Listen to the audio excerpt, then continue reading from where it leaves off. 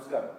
Kiran TV ప్రజాయాత్రలో భాగంగా ఇవాళ ఉమ్మడి విజయనగరం జిల్లాలోని నెల్లిమర్ల నియోజకవర్గంలో ఉన్నాం. నెల్లిమర్ల నియోజకవర్గంలో జనసేన పార్టీ అభ్యర్థిగా, కూటమి అభ్యర్థిగా అని చెప్పాలి, కూటమి అభ్యర్థిగా లోకం మాధవి గారు పోటీ చేస్తున్నారు. సో మాధవి గారు ఉధృతంగా ప్రచారం చేస్తున్నారు.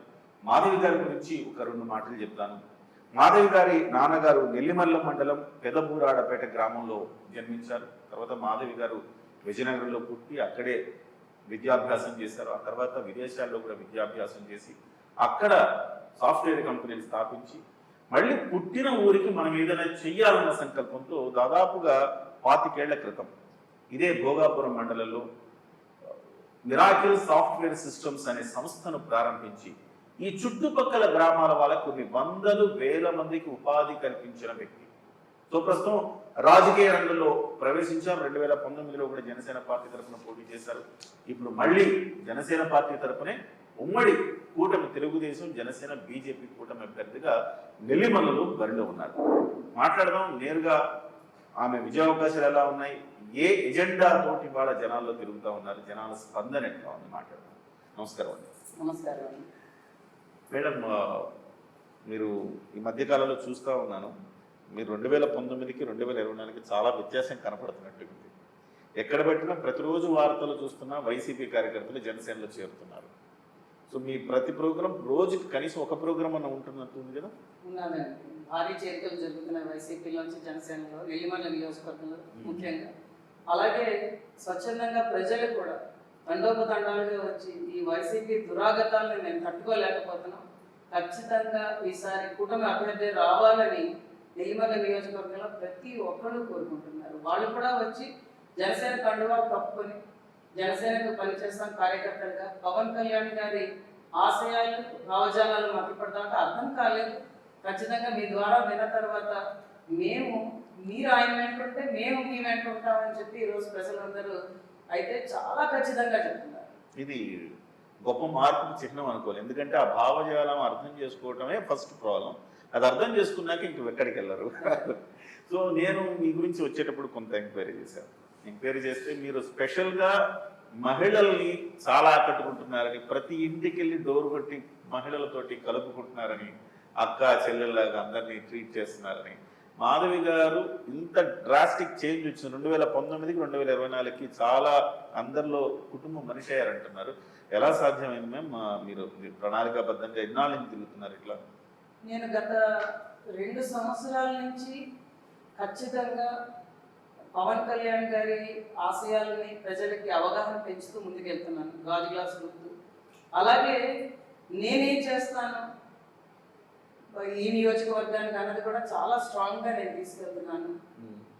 ఈరోజు మహిళలందరూ కూడా నా వెంట నడవడానికి ముఖ్య కారణం ఏంటంటే, ఒక మహిళ తన ఇంటిని ఎంత చక్కగా తీర్చిదిద్దుకుంటుందో అలాగే నేను కూడా ఈ నియోజకవర్గాన్ని అంత చక్కగా తీర్చిదిద్దుతానన్న నమ్మకం వాళ్ళలో చాలా గట్టిగా కలిగింది. మహిళలు కూడా ఈరోజు ఏం కోరుకుంటున్నారంటే, మేము అప్పో సొప్పో చేసి కష్టపడైనా మా పిల్లల్ని చదివించుకుంటున్నాం, వాళ్ళకి ఉద్యోగ అవకాశాలు రావాలని కోరుకుంటున్నారు. నేను ఎప్పుడైతే గత 30 ఏళ్ళుగా ఈ చుట్టుపక్కల వాళ్ళందరికీ విద్యా ఉద్యోగ అవకాశాలు ఇస్తున్నానని తెలిసి వాళ్ళందరూ కూడా మీకు అధికారం ఇస్తే ఖచ్చితంగా మాకు మంచి జరుగుతుంది అన్న నిర్ణయానికి వాళ్ళు కూడా రావడం జరిగింది. ఓకే. అయితే నేను తిరిగినప్పుడు అంటే ఎన్ని ప్లస్లు మీకు, మీరు జనంలో తిరగడం కావచ్చు, లేకపోతే వాళ్ళతో అంటే మీరు ఇక్కడ నిజంగా చెప్పాలంటే కొన్ని వేల మందికి ఏదో నేను పదవి వచ్చాక చేస్తామంటారు, కానీ పదవి రాకముందు ఎలాంటి పదవులు లేకుండానే మీరు చాలామంది సేవ చేశారు, చాలామందికి ఉద్యోగాలు ఇచ్చారు. అయితే జనంలో ఈ పథకాలు కూటమి వస్తే ఈ పథకాలు తీసేస్తారు అని ఒక విష ప్రచారం అధికార పక్షం చేస్తుంది. నిజమా? అది నిజమే. రాష్ట్ర వ్యాప్తంగా వైసీపీ వాలంటీర్లను పెట్టి ప్రజల్ని భయభ్రాంతులకు గురి చేస్తున్నారు, సంక్షేమం ఆగిపోతుందని చెప్పి. అది చెప్పడానికే మేము ప్రజల్లో చాలా బలంగా తిరగడం జరుగుతున్నది. ఈరోజు సంక్షేమం అనేది మీరు చూస్తే అది కేంద్ర ప్రభుత్వం నుంచి వచ్చిన సంక్షేమమే ఎక్కువగా ఉంది తప్పించి, దానికి జగన్మోహన్ రెడ్డి జగనన్న జగనన్న పేరు పెట్టుకున్నాడు తప్పించి రాష్ట్ర ప్రభుత్వం చేసేది పెద్దగా ఏమీ లేదు. కానీ ప్రజలకి అలా బిల్డప్ ఇచ్చారు ఆయన, అంతకన్నా ఏం లేదు. దాన్ని మనం ఖచ్చితంగా ప్రజల్లో తీసుకెళ్ళాం. ఈరోజు అది కొంత ముసలి వాళ్ళలో కొంత భయపడుతున్నారు తప్పించి మధ్య వయస్సులు యంగ్ జనరేషన్ అయితే మటుకు ఖచ్చితంగా దాన్ని నమ్మట్లేదు. అంటే ఇది ప్రజలందరూ కాదు, ఇది మీరు తీసేస్తున్నారా లేకపోతే ఉంచుతున్నారా పథకం? సంక్షేమం అనేది ఏ ప్రభుత్వం వచ్చినా ఉంటుంది.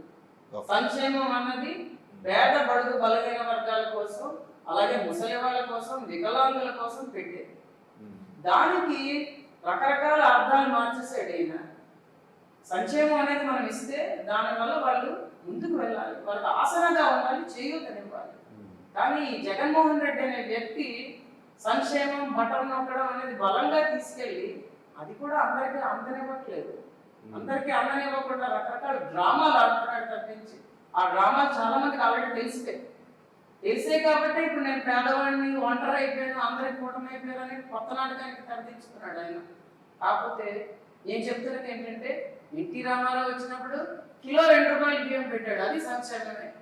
ఆ తర్వాత చాలా సంక్షేమాలు కాంగ్రెస్ ప్రభుత్వం ఇచ్చింది, అలాగే తెలుగుదేశం ప్రభుత్వం ఇచ్చింది, అలాగే central government Bharatiya Janata party చాలా సంక్షేమాలను తీసుకొచ్చింది. కాబట్టి ప్రజలలో ఈ రోజు వాళ్ళు మేము రాకపోతే ఆగిపోతుంది అన్నది చాలా తొందరలో పోతుంది.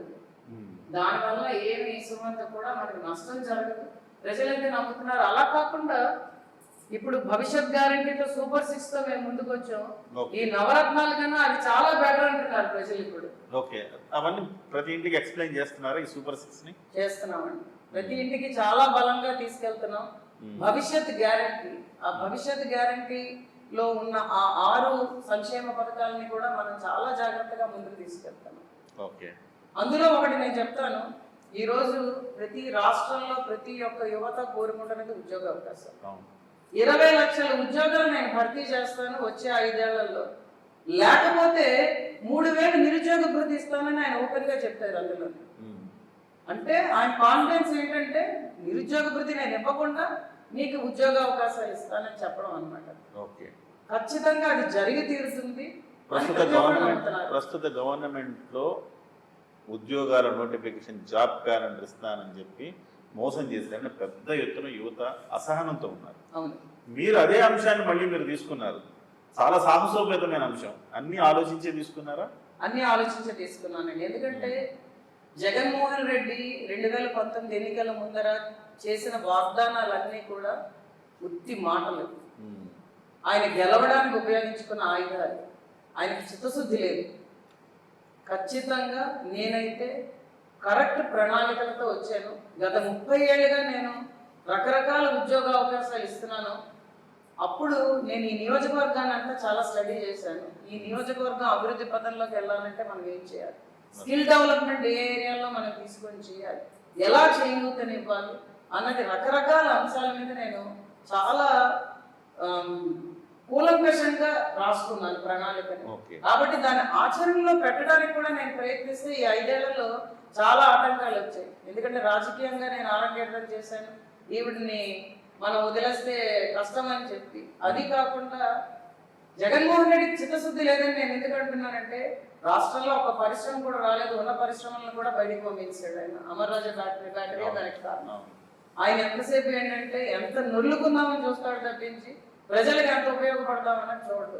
ఉద్యోగాలను కూడా అమ్మేసుకున్నారు, ఉన్న ఉద్యోగాలను కూడా. ఏమైనా మాట్లాడితే 2,5 లక్షల ఉద్యోగాలు ఇచ్చానంటాడు, అది వాలంటీర్లు. అర్హత ఉన్న ఉద్యోగం కాదని వాలంటీర్లే ఆ మాట అంటున్నారు ఈరోజు. అవును, అయితే జగన్మోహన్ రెడ్డి గారు చేసిన మంచి పనులు ఏం లేవంటారా?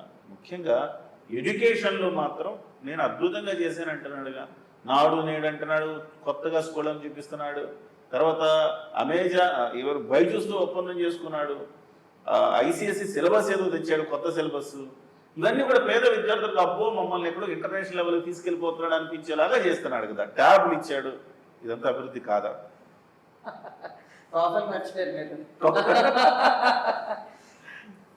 జగన్మోహన్ రెడ్డి అనే వ్యక్తి ప్రభుత్వం స్థాపించిన తర్వాత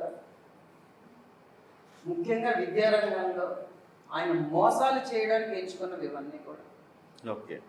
ఖచ్చితంగా ఈ ఐప్యాడ్లు ఇవ్వడం గురించి, బైజూస్తో ఒప్పందాల గురించి, టోఫెల్ గురించి ఒప్పందాల గురించి ఇవన్నీ కూడా మీరు క్షేత్రస్థాయిలో వచ్చి చూస్తే నాడు నేడు కింద మీరు ఎవరిని అడిగినా మా నియోజకవర్గంలో పిల్లల దగ్గర నుంచి పెద్దవాళ్ళ దాకా ఒకటే చెప్తారు, గోడకు రంగులు వేసాడు, లోపల పిల్లలు పెచ్చులు రాలిపోతున్నా పట్టించుకోలేదని చెప్తారు. మనకి మంచి శిక్షణ రావాలంటే మంచి టీచర్లు ఉండాలి. నన్ను ఎగ్జాంపుల్గా తీసుకోండి, నేను విజయనగరంలో ఒక మున్సిపల్ స్కూల్లో చదివాను. 10th క్లాస్ దాకా తెలుగు మీడియం చదివాను నేను. ఇప్పుడు ఈ స్థాయిలో నేను ఉన్నాను. 14 దేశాల్లో కంపెనీలు పెట్టి రన్ చేశాను. మన ఇంగ్లీష్ మీడియం చిన్నప్పటి నుంచి చదివేస్తే పెద్దవాళ్ళం అయిపోతాం అని కాదు, దానికి తగ్గ శిక్షణ మనం చిన్నప్పటి నుంచి ఇవ్వాలి. బార్న్ లీడర్స్ ఎవరున్నారో చూసుకోవాలి. ఆ లీడర్స్ని మనం బయటికి తీసుకొచ్చి వాళ్ళని పారిశ్రామికవేత్తలుగా రకరకాల రంగాల్లో మనం ముందుకు తీసుకువెళ్ళాలి. ఈయన చేస్తున్నవన్నీ ఏంటంటే మైకిల్ పట్టుమని చెప్పడం తప్పించి పోస్ట్ గ్రాడ్యుయేషన్కి ఫీ రియంబర్స్మెంట్ తీసేసాడు. మరి ఆ పోస్ట్ గ్రాడ్యుయేషన్ చదువుకుందామని పేదవాళ్ళందరికీ ఏమి ఇచ్చాడు ఈయన? వాళ్ళందరి కళల్ని కాలు రాసేసాడు కదా. డిగ్రీ వరకు చాలా అనుకుంటున్నాడు. డిగ్రీ కూడా ఈరోజు చదవడానికి చాలా మంది వెనకాడుతున్నారు. ఎందుకంటే ఉద్యోగాలు లేవు ఎక్కడ. అలాగే 7వ తరగతి చదువుతున్న పిల్లల్ని చాలా మంది నేను ప్రశ్నించాను, ఎలా ఉందమ్మా సిలబస్, ఇంగ్లీష్ మీడియం పెడుతున్నారు కదా అంటే, మాకు భయం వేస్తున్నారండి స్కూల్కి వెళ్ళి చదువుకోవడానికి. ఎందుకంటే సరి అయిన శిక్షణ ఇచ్చే టీచర్లు లేరు, ఇన్ఫ్రాస్ట్రక్చర్ లేదు స్కూళ్ళకి. ఆయన ఇచ్చిన బ్యాగులు, బూట్లు, పుస్తకాలు అన్ని నాశనంగా ఇస్తున్నాడు. ఈరోజు మీరు ఎవరైనా పేరెంట్ని అడిగితే గవర్నమెంట్ స్కూల్స్లో మేము చదివించుకోలేకపోతున్నాం, సప్పో చేసినా మా పిల్లల్ని కాన్వెంట్కి పంపిస్తున్నాం. అంటే ఇతను ఏం చేశాడంటే గవర్నమెంట్ స్కూల్స్లో నేను ఎంత చేసేస్తున్నాను అంత చేసేస్తున్నాను అని చెప్పి కార్పొరేట్ సంస్థలను మళ్ళీ పోషిస్తున్నాడు. అది అక్కడ జరుగుతుంది. కానీ మంచి విద్య అన్నది మటుకు ఏ విద్యార్థికి ఈరోజు అందట్లేదు. మేము ఒకసారి మన నియోజకవర్గానికి వద్దాం. నియోజకవర్గంలో అప్పలనాయుడు ఎందుకు గెలవటానికి అర్హత లేదు? ఆల్రెడీ 2009లో చేశాడు, 2019లో ఎమ్మెల్యేగా ఉన్నాడు, 24లో పోటీ పడుతున్నాడు. ఆయన ఓడించడానికి మీరు ప్రయత్నం చేస్తున్నారు. సో ఆయనకి ఎందుకు అర్హత లేదు ఈసారి మళ్ళీ గెలిపించడానికి? ఆయన్ని ఓడించడానికి నేను ప్రయత్నం చేయట్లేదు. ప్రజలే ఈ రోజు నాకు చెప్తున్నారు ఆయన ఓడిపోయాడు, నేను గెలుస్తానని. గ్రేట్. బొడికొండ అప్పలనాయుడు అనే వ్యక్తి 2009లో రాజశేఖర్ రెడ్డి గారు కాంగ్రెస్ వేవ్లో గెలిచాడు. 2019లో వైఎస్ఆర్ గవర్నమెంట్ జగన్మోహన్ రెడ్డి వేవ్లో గెలిచాడు. తప్పించి ఒక వ్యక్తిగా ఆయన చాలా అన్యాయం చేశాడు ఈ ప్రాంత ప్రజలు. ఆయన 2009లో వచ్చినప్పుడు ఇందిరమ్మ గృహ పథకాల కింద వస్తే మత్స్యకారులందరికీ కూడా ఆ ఇల్లు ఇవ్వకుండా ఆ ఇంటి మీద చాలా డబ్బులు చేసుకున్నాడు, వాళ్ళ వేలుముద్రలు తీసుకొని. ఈ రోజు వాళ్ళు ఇంటి అర్హతను కోల్పోయారు చాలా మంది ప్రజలు. 2019లో అయితే అతని ఆగడాలు ఇంకా పెరిగిపోయి మైనింగ్ డాన్ కింద ఆయన పేరు పెట్టారు అందరూ కూడా. ఎక్కడ చూసినా కొండ అదడు, మైనింగ్ అంతా అతని కుటుంబ సభ్యులే చేయాలి. గ్రావెలు ఏం కనిపించినా ఎవ్వరు కనిపించినా. ఇంకా రెండోది ఏంటంటే తన సొంత నాయకులకే ఆయన ఏ వాల్యూ ఇవ్వలేదు. ఆయన వెనకాతల సలాం కొడితేనే కూర్చోబెట్టుకున్నాడు. ఈరోజు బొడికొండ అప్పలనాయుడు అనే వ్యక్తిని ఓడిద్దాం అన్నది తెలుగుదేశం జనసేన పార్టీ నాయకులు కాదు, వైఎస్ఆర్సీపీ పార్టీ నాయకులు. ఖచ్చితంగా ఈ వలసలకు కారణం అదే. అందుకనే చాలా మంది వచ్చి ఈరోజు జనసేన వైపు చూస్తున్నారు, మంచి జరుగుతుందని. అలాగే జగన్మోహన్ రెడ్డి పంచాయతీ వ్యవస్థ నిర్వీర్యం చేశాడు. సర్పంచులకి, వైస్ సర్పంచులకి, వార్డు మెంబర్లకి ఎవరికి వాల్యూ లేకుండా ఏమైనా ప్రజలు అడిగితే అంతా వాలంటీర్ అన్నాడు. అది కూడా చాలా ఎఫెక్ట్ చూపిస్తున్నారు. దానికి రెట్టింపు బొడికొండ అప్పలనాయుడు చేశాడు. అక్కడ రాష్ట్రంలో జగన్మోహన్ రెడ్డి ఎలా నియంతగా మారిపోయాడో మా నియోజకవర్గంలో బొడికొండ అప్పలనాయుడు అలాగే నియంతగా మారిపోయాడు. ఎప్పుడు ప్రజలతో మాట్లాడలేదు, గెలిచిన తర్వాత ప్రజాక్షేత్రంలోకి రాలేదు. నేను ఒక ఎగ్జాంపుల్ చెప్తాను మీకు. ఎయిర్పోర్ట్ భూ నిర్వాసితులు, ఎయిర్పోర్ట్ అనేది ఇక్కడ రాకూడదు అని చెప్పింది జగన్మోహన్ రెడ్డి. నేను ఎన్నికలు అయిన తర్వాత మీ భూములన్నీ రిటర్న్ చేసేస్తానని చెప్పాడు. కానీ వచ్చిన తర్వాత పేదోడికో న్యాయం చేశాడు, ఉన్నోడికో న్యాయం చేశాడు. పేదవాడికి 29 లక్షలు ఇస్తే ఉన్నవాడికి 80 లక్షలు ఇచ్చాడు భూములకి. అది కాకుండా అక్కడ ఒక 5 గ్రామాలని తరలించారు. నేను కొడుకొండ అప్పలనాయుడు గారిని సూటిగా అడుగుతున్నాను ఆ ప్రశ్న. ఆ 5 గ్రామాల తరలింపు చర్య అనేది చాలా బాధాకరంగా చేయించారు. కళ్ళ నీళ్ళతో వాళ్ళు వెళ్ళారు. వాళ్ళకి ప్యాకేజ్ సరిగ్గా ఇవ్వలేదు, వాళ్ళకి రిలొకేషన్ అందాల్సింది ఇవ్వలేదు. గబగబ ట్రాక్టర్లు పెట్టేసి ఉపాధి హామీ కూలీలను పెట్టి వాళ్ళని పంపించి వాళ్ళకి ఇవ్వాల్సిన 50,000 రిలొకేషన్ కూడా జేబులో వేసేసుకున్నారు. వాళ్ళకి సరైన సదుపాయాలు ఉన్నాయా? ఆ సమయంలో పునరావాసం కల్పించిన చోట వాళ్ళ ఇల్లు పూర్తయ్యాయా? ఏమీ పట్టించుకోలేదు.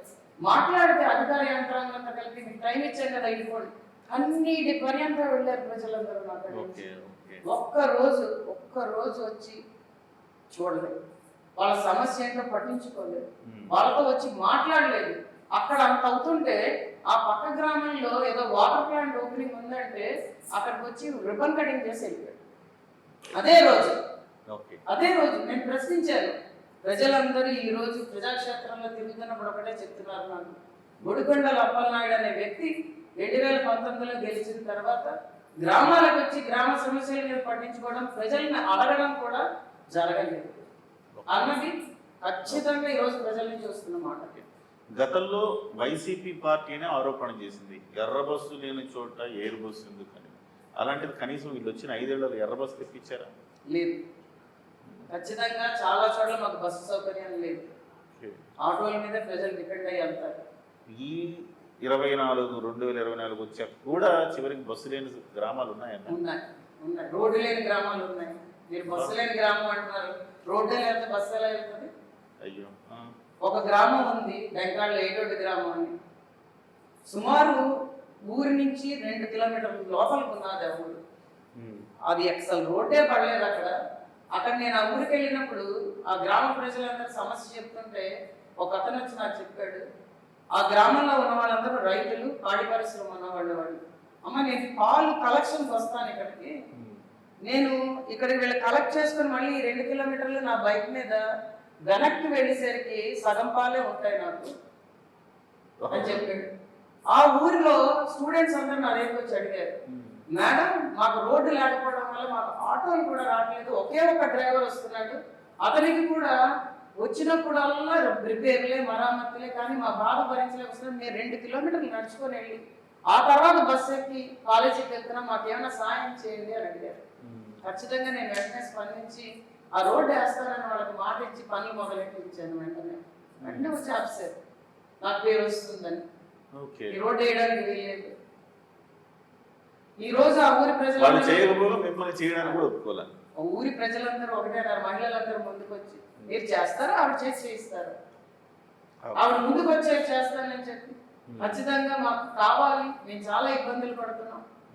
ఇలాగా మా నియోజకవర్గంలో ఎన్ని గ్రామాల్లో రోడ్డు లేకుండా ఉన్నాయి. చిన్నరావాడ, రైస్పేట, నేను వెళ్ళిన ప్రతి చోట కూడా ఇదే ప్రాబ్లం.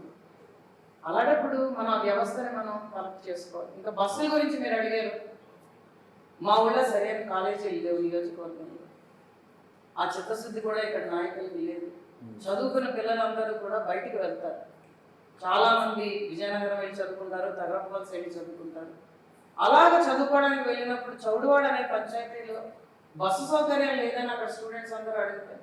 మన డిపో మేనేజర్ దగ్గర ధర్నా చేశారు. స్టూడెంట్స్ అందరూ వెళ్ళి మనం వాళ్ళకి సంఘీభావం తెలియజేయడం జరిగింది.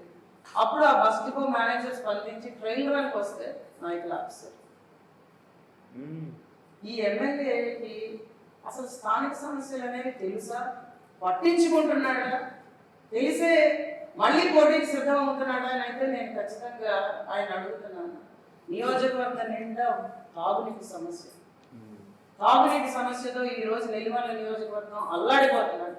నేను ప్రజలందరికీ ఒకటే చెప్పాను, మీరు నాకు అవకాశం ఇచ్చి మీ ఇంటి ఆడబిడ్డగా గెలిపిస్తే ఏడాదిలోపు మన నియోజకవర్గంలో తాగునీటి సమస్య లేకుండా చేసి ప్రతి ఇంటికి కుళాయి తెప్పించే బాధ్యత నాదని ప్రజలందరికీ నేను చెప్పడం జరిగింది.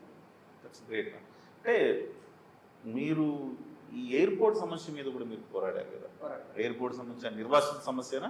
ఎయిర్పోర్ట్ రావచ్చు అంటే ఈ ఎకరాలు ఎక్కువ తీసుకున్నారు తగ్గించాలన్నారా, లేకపోతే నిర్వాసితుల భూ పరిహారం ఇవ్వాలన్నారా? భూ నిర్వాసితులకు న్యాయం జరగాలని నేను కోరుకున్నాను. ఎందుకంటే ఎయిర్పోర్ట్కి ఎన్ని ఎకరాలు తీసుకోవాలి, ఎన్ని ఎకరాలు కావాలి అన్నది ప్రీవియస్ గవర్నమెంట్లోనే డిస్కషన్ అయింది. తర్వాత జగన్మోహన్ రెడ్డి దానిలో డిస్కషన్ అయింది. It's central project. టెక్నికల్ గా వాళ్ళు డిసైడ్ చేస్తారు. Exactly. And then when something like this comes, like airport లాంటిది వచ్చింది అనుకోండి, ప్రజలకి ఉపయోగపడాలి, న్యాయం జరగాలి. దాని ద్వారా వచ్చే అనుబంధ సంస్థలు కానీ, హోటల్స్ కానీ, ఉద్యోగాలు కానీ స్థానికులకు చెందాలి. చెందినప్పుడు ప్రాబ్లమే ఉండదు. ఓకే, ఖచ్చితంగా ఎయిర్పోర్ట్ అనేది ఇప్పుడు ముందుకు జరిగింది, అది రాకూడదు అన్నది మనం ఇంకా మాట్లాడుకోకూడదు. అది వచ్చినప్పుడు ప్రజలకు ఎటువంటి న్యాయం జరుగుతుంది, వాళ్ళు దాని ద్వారా ఎలా లబ్ధి పొందుతారు, ఎలా ఉపాధి అవకాశాలు పెరుగుతాయి అనేది మనం ఆలోచించాలి. దాని ద్వారా అభివృద్ధి చేసుకోవాలి. ఇప్పుడు ఎయిర్పోర్ట్ భూ నిర్వాసితులను 5 గ్రామాలని ఖాళీ చేయించినప్పుడు ఈ వైఎస్ఆర్ ప్రభుత్వం వాళ్ళకి ఇచ్చిన హామీ ఏంటంటే, మీకు పునరావాసం కల్పించిన తర్వాత అక్కడ మీకు ఖచ్చితంగా ఉపాధి కల్పిస్తామని చెప్పారు. కంప్లీట్ గా ఆ విషయంలో ఫెయిల్ అయిపోయారు. ఈ ప్యాకేజ్ ఏదో అంటున్నారు, మేము ఉన్న వాళ్ళకి ఎక్కువ, లేని వాళ్ళకి తక్కువ, ఎందుకు అట్లా వచ్చింది అది? అది భూములు ఇచ్చిన వాళ్ళకి. అదే భూములు ఇచ్చిన వాళ్ళకి ఇదంతా కూడా వాళ్ళని చివరి దాకా ఆపారు. ఫస్ట్ లో పేదవాళ్ళందరి దగ్గర భూములు తీసుకొని అప్పుడున్న మార్కెట్ రేట్ ఇచ్చేసారు. తర్వాత మిగిలిన వాళ్ళందరినీ ఆపారు. ఈ రోజు కూడా కోర్టులో చాలా మంది రైతులు ఉన్నారు, వాళ్ళకి న్యాయం జరగలేదు. కోర్టులో కేసెస్ వదిలేశారు, అవన్నీ కోర్టులో పెట్టేసి పెండింగ్ లో పెట్టేశారు. అలాగే 18 సంవత్సరాలు నిండిన వాళ్ళకి కూడా ఈ రోజు ఆ పునరావాసం కల్పించలేదు. అలాగే వీటికి రేట్లు కూడా ఇవ్వలేదు సరిగ్గా. చాలా ఇంకా పెండింగ్ ప్రాబ్లమ్స్ ఉన్నాయి ఎయిర్పోర్ట్. ఓకే, మాధవి గారు, మీరు అప్పలనాయుడికి సంబంధించి అనేకమైన అవినీతి ఆరోపణలు వీటన్నిటి గురించి మాట్లాడారు. మీ మీద కూడా ఒక అలిగేషన్ చేస్తా ఉన్నారు, మీరు ప్రభుత్వ భూమిని ఏదో మీరు వశం చేసుకున్నారని, చివరికి ఈ ప్రభుత్వం మీ మీద కాస్త హడావిడి కూడా చేసి డ్రోన్లు తిప్పి మీ ఇన్స్టిట్యూట్ మొత్తం మిమ్మల్ని భయభ్రాంతులకు గురి చేసే ప్రయత్నం చేసింది. అంటే ఇది బెదిరింపా, లేకపోతే నిజంగానే అక్కడ ఏదైనా ఇబ్బంది ఉందా? మీరేమన్నా ప్రభుత్వ భూమి తీసుకున్నారా? ఖచ్చితంగా ఇది బెదిరింపే. ఎందుకంటే ఈ భూమి అనేది నా అధీనంలో 30 సంవత్సరాల నుంచి ఉంది. ఇది నేనేదో కొత్తగా కొనుక్కున్నది కాదు. చాలా గవర్నమెంట్లు మారాయి. నేను ఇక్కడ పరిశ్రమ పెట్టాను, ఉద్యోగాలు ఇస్తున్నాను, ఒక విద్యా సంస్థను పెట్టాను, దాని ద్వారా చాలా మందికి చదువుకోవడానికి అవకాశం ఇస్తున్నాను. 30 ఏళ్ల నుంచి గవర్నమెంట్కి అసలు నిద్రపోయిందా? పోనీ 30 ఏళ్ళు వదిలేండి, 5 ఏళ్ళు. ఈ 5 ఏళ్లలో ఈ వైఎస్ఆర్ ప్రభుత్వం నిద్రపోయిందా? నేను ఎప్పుడైతే స్థానిక సమస్యల మీద పోరాటం చేస్తున్నానో, ముఖ్యంగా ఈ భూ నిర్వాసితుల కోసం నేను పోరాటం చేస్తుంటే, ఆ రోజు సెకండ్ సాటర్డే అయినా కూడా 4 మండలాల ఎంఆర్ఓని, రెవెన్యూ సిబ్బందిని నా భూముల మీదకి పంపించారు. కొలతలు కొలవమని. 1 సెంటు ప్రభుత్వ భూమి ఉన్నా నేను తిరిగి ఇచ్చేస్తానని చెప్పడం జరిగింది. ప్రతి పరిశ్రమలాగే మాకు ఇక్కడ సుమారు 1100 ఎకరాలు ఉన్నాయి. 1100 ఎకరాల్లో వాగులు ఉంటాయి, వంకలు ఉంటాయి, రాస్తాలు ఉంటాయి. మేము కూడా వీటన్నిటి గురించి, ఇది మా సెంట్రల్ ప్రెమిసెస్ కాబట్టి, ఇక్కడ ఒక పరిశ్రమ ఉంది కాబట్టి, ఇక్కడ ఉపాధి అవకాశాలు కల్పిస్తున్నాం కాబట్టి వీటన్నిటికీ పర్మిషన్ ఇవ్వమని CCLAని అప్రోచ్ అవ్వడం జరిగింది. ప్రీవియస్ గవర్నమెంట్స్ ఉన్నప్పుడు CCLA దానికి సానుకూలంగా స్పందించి మాకు ఒక 14 ఎకరాల 70 సెంట్ల దాకా మాకు ఇవ్వడం జరిగింది. దానికి మేము డబ్బులు కూడా కట్టడం జరిగింది. మిగిలినవన్నీ కూడా వాగులు, వంకలు, అవన్నీ రాస్తాలు ఉన్నాయి. వీటిని మేము అమ్మకూడదు, మీరు కొనుక్కోకూడదు, కానీ మీ పొజిషన్లో ఉంటాయి, అంతే కదా, మీ ఆధీనంలో ఉంటాయి. దాని మీద మీరేమి కట్టడాలు కట్టకూడదు, ప్రొటెక్ట్ చేయాలి. అది ప్రొటెక్ట్ దోస్. ఎందుకంటే చాలా ఉంటాయి. ఇప్పుడు మీరు లేఅవుట్ తీసుకున్నారంటే చాలా ప్రతి చోట ఉంటాయి. ఖచ్చితంగా అవి మీరు ప్రొటెక్ట్ చేసుకుంటూ ముందుకెళ్ళాలంటే మేము దానికి చాలా కట్టుబడి వాటన్నింటినీ ప్రొటెక్ట్ చేసి దేని మీద అక్రమ కట్టడాలు కట్టకుండా మేము చాలా నీట్గా ఉంచితే, ఈ వైఎస్ఆర్ ప్రభుత్వం వచ్చి ఇలా ఎలిగేషన్ చేస్తే స్థానిక ప్రజలే స్పందించి మా వెనకాతలు నిల్చొని మాకు అండగా నిల్చున్నారు. అసలు పార్టీలకు అతీతంగా. మీకు ఆ రోజు అనిపించలేదా ఎందుకు వచ్చిన గోల ఇదంతా రాజకీయాలు? ఇక్కడ వచ్చి ఇక్కడ కొనుక్కొని ఇంత 100,000 మందికి ఉద్యోగాలు, ఉపాధి ఏదో మేము ఏదో చేద్దాం అనుకుంటే ఈ రకంగా ఇబ్బంది పెడుతున్నారు, ఈ గోలంతా ఎందుకు అనిపించలేదు? సార్, మా నాయకుడు పవన్ కళ్యాణ్ గారిని వాళ్ళు ఎంత ఇబ్బంది పెట్టారో నాకు తెలుసు. ఆ ఇబ్బందితో పోల్చుకుంటే ఇది నథింగ్. దానికే భయపడిపోయి నేను పారిపోతే, నేను జనసేన పార్టీలో ఒక కార్యకర్తని నేను చెప్పుకోవడానికి నేను సిగ్గుపడాలి. పనికిరాను. ఆయన నేర్పిన స్ఫూర్తి, పోరాటం మాకని. పోతే పోయిన రాష్ట్రం మళ్ళీ సంపాదించుకుంటాం. ఏం చేయగలరు వీళ్ళు? ఖచ్చితంగా ప్రజల కోసం నిలబడమని చెప్పారు ఆయన, ప్రజల కోసం నిలబడతాను. Great word. సరే, ఇప్పుడు మీరు లాస్ట్ ఎన్నికల్లో పోటీ చేశారు, ఇప్పుడు పోటీ చేస్తున్నారు, 2 ఏళ్ళని తిరుగుతున్నారు. మొత్తం ఈ భౌగోళిక స్వరూపాన్ని మొత్తం స్టడీ చేశారా? మొత్తం నెల్లిమర్ల నియోజకవర్గంలో ఇంచు తెలుసు నాకు. అంతే. ఎక్కడ కాలువ సమస్య ఉన్నది, ఎక్కడ పారిశుద్ధ్య లోపాలు ఉన్నాయి, ఏ ప్రజలు ఆర్థికంగా వెనకబడి ఉన్నారు, వాళ్ళని ఎలా ముందుకు తీసుకెళ్ళాలి, పేద బడుగు బలహీన వర్గాలకు మనం ఎలా అండగా నిలబడాలి, ఎక్కడ చదువుకుని అవుతున్నారు, వాటికి ఎటువంటి శిక్షణా కేంద్రాలని వాళ్ళకి పెట్టాలి, మన నియోజకవర్గాన్ని రైతులని, యాదవులని, యాతవాళ్ళని, మత్స్యకారులని, అన్ని కులాలు, అన్ని మతాలు, అన్ని వర్గాల వాళ్ళని ఎలా ఆదుకోవాలో, ఇంక్లూడింగ్ మైనారిటీస్, నేను కంప్లీట్గా స్టడీ చేశాను. క్షేత్రస్థాయిలో తిరుగుతూ ప్రతి సమస్య, ఏ ఊర్లో ఏ సమస్య ఉందంటే నేను చెప్పగలను. అంతేనా? దాన్ని సాల్వ్ చేయడానికి కూడా నేను సిద్ధపడ్డాను. కానీ ఈ ప్రభుత్వాలు, ఈ వైఎస్ఆర్ ప్రభుత్వం దాన్ని ముందుకు జాగనవ్వలేదు. ఎందుకంటే నేను చేస్తే నాకు పేరు వచ్చేస్తుంది. అంటే ఇప్పుడు మీరు ఎమ్మెల్యే కాక మునుపే మీరు ఒక ప్రతిపక్ష నాయకురాలిగా వీటి మీద దృష్టి పెట్టి సాల్వ్ చేసే ప్రయత్నం చేశారు. అదేలేండి, ఒక బస్సు కోసం, రోడ్డు కోసం ప్రయత్నం చేశారు. మిగతా అన్ని సమస్యల కోసం ఇంకా అంతే కదా, ఏ సమస్యను మీరు పరిష్కరించినా మీకు పేరు వస్తుంది కాబట్టి అడ్డుకొని ఉంటారు. నేను రాజకీయాల్లోకి వచ్చింది డబ్బు సంపాదించుకోవడానికి కాదు, అధికార దాహంతో కాదు. నేను రాజకీయాల్లోకి వచ్చింది పవన్ కళ్యాణ్ గారి స్ఫూర్తి, ఆశయాలు నచ్చి, ఆయన భావజాలాలు నచ్చి, ప్రజలకి సేవ చేయాలి. ఓకే, ఆయన ఒకటే చెప్పారు, అధికారం ఇవ్వాలన్నది ప్రజలు నిర్ణయించుకోవాలి. అధికారం ఇచ్చినా ఇవ్వకపోయినా మనం ప్రజల సమస్యల మీద పోరాటాలి, ప్రజలకు సేవ చేయాలి. నేను ఒక సేవాభావంతో ముందుకు వచ్చాను, ఒక మంచి పేరు సంపాదించుకుందామని ముందుకు వచ్చాను. అది ఈరోజు నియోజకవర్గంలో ప్రజలు నమ్ముతున్నారు కూడా. నేను ఒకటే మీకు చెప్తాను, ఒక ఎగ్జాంపుల్ వినండి. నేను ఒక ఐటీ కంపెనీ, నాకు ఒక ఐటీ కంపెనీ ఉన్నది. నా ఐటీ కంపెనీని ఇంకా విస్తరించాలని నేను చూస్తాను, కానీ ఇంకొక 100 ఐటీ కంపెనీలను మా నియోజకవర్గంలో తెస్తానని ఎవరైనా అనుకుంటారా చెప్పండి? జనరల్ బిజినెస్ మ్యాన్ అనుకోరు. కానీ నేను ఇంకొక 100 ఐటీ కంపెనీలను మన నియోజకవర్గంలో తెద్దామని కంకణం కట్టుకున్నాను. 2019లోనే నేను నిర్ణయం తీసుకొని చాలా కంపెనీలతో మాట్లాడడం జరిగింది. కానీ అన్ఫార్చునేట్లీ ప్రజలందరూ కూడా జగన్మోహన్ రెడ్డికి పట్టం కట్టారు, మా ప్రభుత్వం రాలేదు. ఓకే, మళ్ళీ 2 ఏళ్ళు అయిన తర్వాత, కరోనా అయిపోయిన తర్వాత ఈ ప్రాజెక్ట్ రావాలి, దాని ద్వారా 5,000 మంది దాకా ఉద్యోగ అవకాశాలు వస్తాయి, చాలా మంది నిరుద్యోగం మనం ఉపాధి కల్పించిన వాళ్ళం అవుతామని చెప్పి వైఎస్ఆర్ ప్రభుత్వాన్ని మనం అప్రోచ్ అయ్యి, కావాలంటే నా సొంత భూమి ఇస్తాను అవునా అని చెప్పాను. నేను 100 ఎకరాలు నా సొంత భూమి ఇస్తాను, నేను ఈ కంపెనీలు వచ్చేటట్టు మీరు ఆ ప్రాజెక్టుని గ్రాంట్ చేయండి అని చెప్పి అడగడం కూడా జరిగింది. కానీ మొత్తం తిరిగి తిరిగి తిరిగి విజయసాయి రెడ్డి దగ్గరికి వెళ్ళి, మాకేంటి పరిశ్రమలు రావాలి అంటే, ఉద్యోగ అవకాశాలు రావాలి అంటే మనం పరిశ్రమలకి రాయితీలు ఇవ్వాలి. ప్రతి వాళ్ళు డబ్బులు సంచులు పట్టుకొని పరిశ్రమలు పెట్టడానికి రాలేదు. వాస్తవానికి ప్రభుత్వాలు చేయాల్సిన పని అది. ఇప్పుడు హైదరాబాద్ కానీ, బెంగళూరు కానీ ఐటీలు ఇంత అభివృద్ధి చెందాయంటే భూములు ఉచితంగా ఇచ్చి సౌకర్యాలు కల్పిస్తే కంపెనీలు వచ్చాయి. ప్రభుత్వం చేయడం మానేసి మీరు 100 ఎకరాలు మీ సొంత భూమి ఇవ్వడానికి మీరు రెడీ అయినా కానీ అడ్డుకున్నారు. ఈ చుట్టుపక్కల ఏ భూమిని చూసినా మీరు వెళ్తే అన్ని లేఅవుట్సే కనిపిస్తాయి.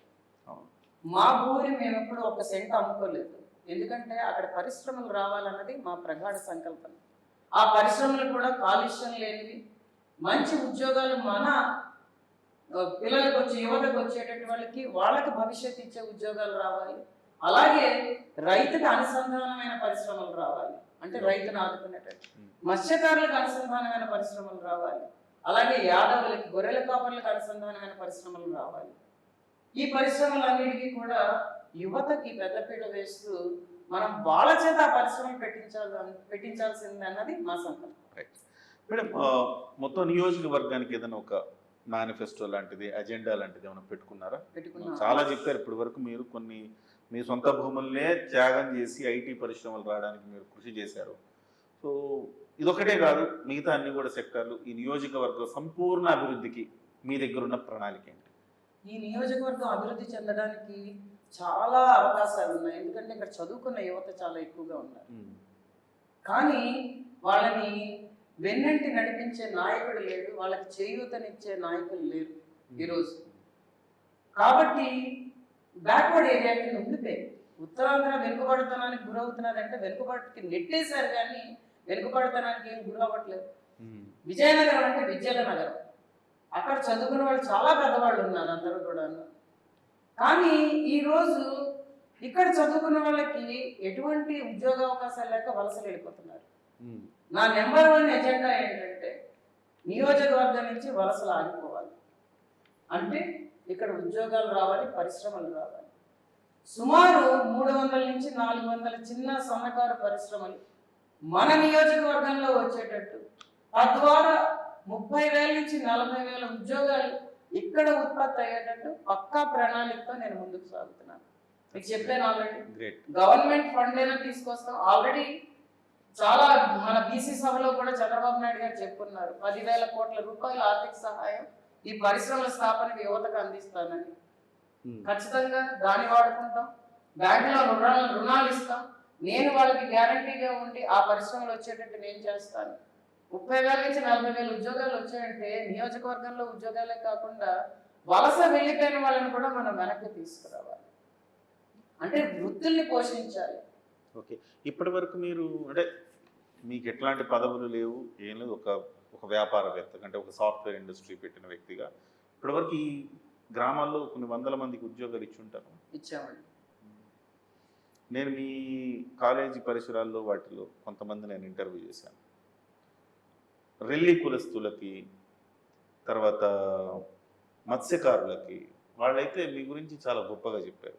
ఒక రెల్లి కులస్తుడు నాకు చెప్పిన మాట, నేను క్యాంటీన్లో పనిచేయడానికి వెళ్తే వద్దురా అని చెప్పి మీరు మానిపించి వాడితో ఇంటర్మీడియట్ చదివించి మళ్ళీ అక్కడ డిగ్రీ చదివించి మళ్ళీ మీ ల్యాబ్లోనే ఉద్యోగం ఇచ్చారని, ఆ ఫీజులన్నీ మీరే కట్టారు.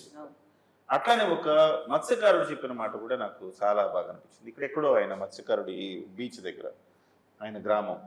అయితే ఆయన అన్న ఒకే ఒక మాట ఏంటంటే, ఏమండి 10వ క్లాస్ తర్వాత మమ్మల్ని పడవ ఎక్కించి వేటకి పంపిస్తారండి, అలాంటిది మేడం గారి దయ వల్ల నేను ఇవాళ ఒక సాఫ్ట్వేర్ ఉద్యోగం చేస్తున్నాను, నా ఫీజులు ఆవిడే కట్టారని చెప్పి.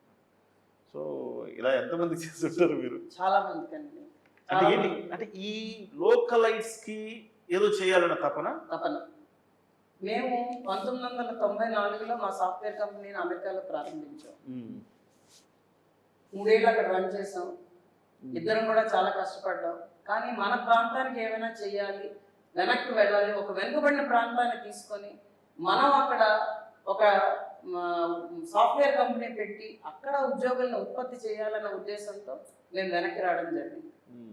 అందరూ కూడా చెప్పారు, నవ్వారు. అప్పుడు హైదరాబాద్ హైటెక్ సిటీ అంతా, సైబర్ పార్క్ అదంతా బిల్డ్ అవుతున్నారు.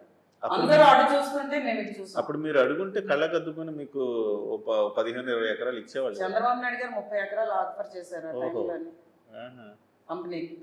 ఆఫ్షోర్ డెవలప్మెంట్ సెంటర్స్ కొత్తప్పుడు భూమిలో ఉన్నాయి అవన్నీ కూడా. కానీ మేము అటు వెళ్లకుండా ఇటు చూసాం. ఇటువైపు వచ్చి ఇక్కడ సాఫ్ట్వేర్ కంపెనీ పెట్టి మేము ఇక్కడ ఉద్యోగాలు ఇస్తామని వచ్చినప్పుడు మాకు చిన్న లోపం కనిపించింది, లోటు కనిపించింది. ఎందుకంటే ఇక్కడ చాలా మంది పిల్లలు మీరు అన్నట్టుగా 10th క్లాస్తో ఆపేస్తున్నారు. ఆపేసి ఇంకా మనుగడ లేక రోజుకో 200 రూపాయలైనా 100 రూపాయలైనా సంపాదించుకుందాం అని చెప్పి వాళ్ళ పేరెంట్స్తో కలిపి కూలీలుగా వెళ్ళిపోతున్నారు. ఆడపిల్లలు అయితే బాల్య వివాహాలు చేసేస్తున్నారు. అప్పుడు మేము స్ట్రగుల్ అయ్యి, అలా కాదు మీరు చదువుకోవాలి అంటే ఇంటర్మీడియట్ చదివించి డిగ్రీ చదివించడం మొదలెట్టాం. అప్పటి నుంచి ఆ తర్వాత మాకు అనిపించింది, వీళ్ళు డిగ్రీ చదివి అటువైపు వెళ్తున్నారు, ప్రొఫెషనల్ కోర్సెస్కి వస్తే బాగుంటుంది. ఇంజనీరింగ్ కాలేజ్ ఒకటి పెడదామని ఒక ఇంటిగ్రేటెడ్ క్యాంపస్ పెట్టాం, ఇంజనీరింగ్ MCA MBAతో. ఇవాళ బోల్డ్ మంది దాంట్లో చదువుకుంటున్నారు. చాలా మందికి ఉపాధి అవకాశాలు దాని ద్వారా వచ్చాయి. ఎస్పెషల్లీ ఆడపిల్లలు చాలా మంది ఇక్కడ సహజంగానే డిగ్రీ ఇంటర్మీడియట్ చదవగానే పెళ్లి చేస్తారు. కొంచెం పెద్ద పెద్ద సిటీల్లోనే డిగ్రీ చదివితే పెళ్లి చేస్తుంటారు, పెద్ద పెద్ద నగరాల్లో. ఇంక ఇలాంటి ప్రాంతాలు అంటే సహజం అది. అలాంటి వాళ్ళను మీరు ఇవాళ మంచి ఉద్యోగం లక్ష రూపాయలు ఒక్కొక్కరు సంపాదించే వాళ్ళు ఉన్నారట. నేను ఒక 10 మంది అమ్మాయిలతో మాట్లాడాను. వాళ్ళందరూ ఆల్రెడీ ఉద్యోగాలు పెళ్ళైన తర్వాత చదివి ఉద్యోగాలు తెచ్చుకున్న వాళ్ళు ఉన్నారు. అంటే మీ కంపెనీ ఉందన్న ఉద్దేశంతో వాళ్ళ తల్లిదండ్రులు కూడా ప్రోత్సహించారు. వాళ్ళకి మేము చెప్పాం, వాళ్ళకి అర్థమైనట్టు చెప్పాం. ఇక్కడ నార్మల్గా ఎలా ఉంటుందంటే మేనమావలకి చుట్టాలకి పెళ్లి చేసి వస్తారు అర్లీగా, సంబంధాలు ఆస్తులు గురించి. మేము వాళ్ళ పేరెంట్స్కి చెప్పాం, చదివించండి.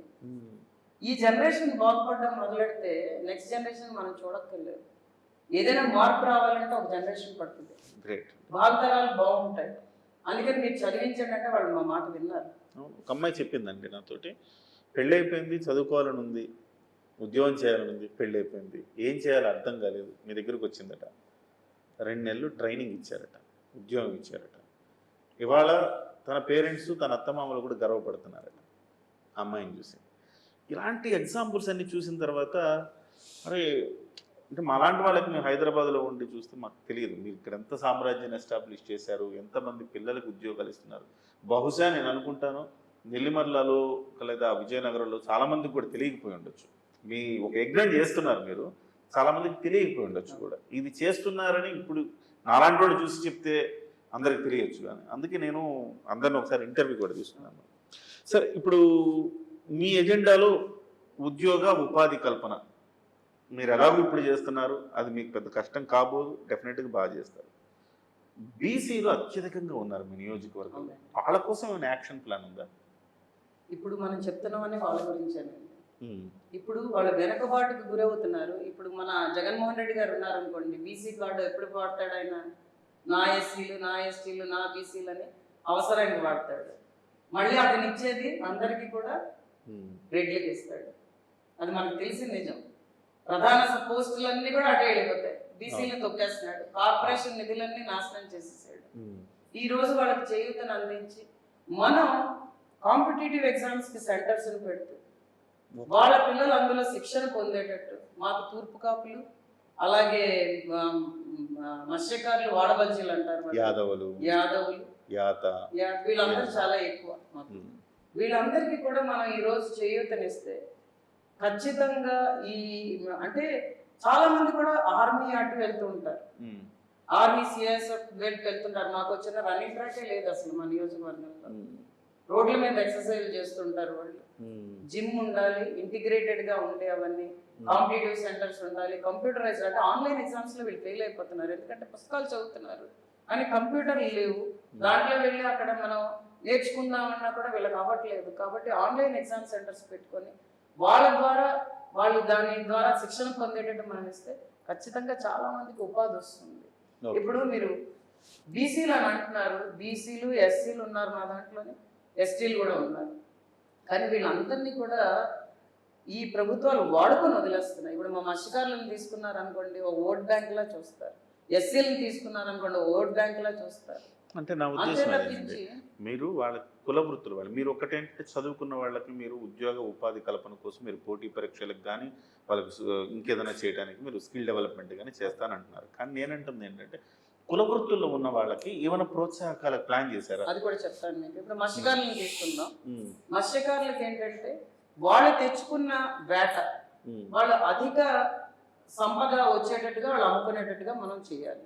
ఈ రోజు అది లేదు. వాళ్ళు తెచ్చుకుంటారు కానీ అది వెంటనే అమ్ముకోకపోతే పాడైపోతుంది. ఈ రోజు ఒక ఐస్ ఫ్యాక్టరీ వాళ్ళకి అందుబాటులో లేదు, ఒక కోల్డ్ స్టోరేజ్ అందుబాటులో లేదు, ప్రాసెసింగ్ యూనిట్స్ అందుబాటులో లేవు. దీనివల్ల ఏమవుతున్నదంటే వాళ్ళు తక్కువ డబ్బులకి అమ్మేసుకుంటున్నారు, దళారుల పాలవుతున్నారు. అలా కాకుండా మన మత్స్యకారులకు అండగా రకరకాల పరిశ్రమలు తీసుకురావాలి, ఆ పరిశ్రమలో వాళ్ళని భాగస్వాములు చేయాలి. సముద్రపు నాచు, ఆ పరిశ్రమను ఒకటి తీసుకురావాలి. ర్యాస్ ఫిషింగ్, మహిళలు ఒడ్డునే ఉండి చేసుకునేటట్టు మన ర్యాస్ ఫిషింగ్ అదొక ఇండస్ట్రీ తెచ్చుకోవాలి. అలాగే ఫిష్ ప్రాసెసింగ్ యూనిట్స్ వాళ్ళకి అందుబాటులోకి తీసుకొచ్చి వాళ్ళు పట్టుకున్న మత్స్య సంపదని రెస్టారెంట్స్కి డైరెక్ట్గా వాళ్ళు సప్లై చేసుకునేటట్టు చేస్తే ఖచ్చితంగా వాళ్ళకి చేయూతనిచ్చిన వాళ్ళం అవుతాం. కానీ ఈరోజు మత్స్యకారులు అలా చేయలేకపోతున్నారు, ఎందుకంటే వాళ్ళకి డబ్బులు లేవు. వాళ్ళు ఈరోజు 3 రూపాయలకి వడ్డీకి డబ్బులు తెచ్చుకుంటారు, ఎప్పటికప్పుడు తీరుస్తారు, ఎప్పుడు చేస్తారు.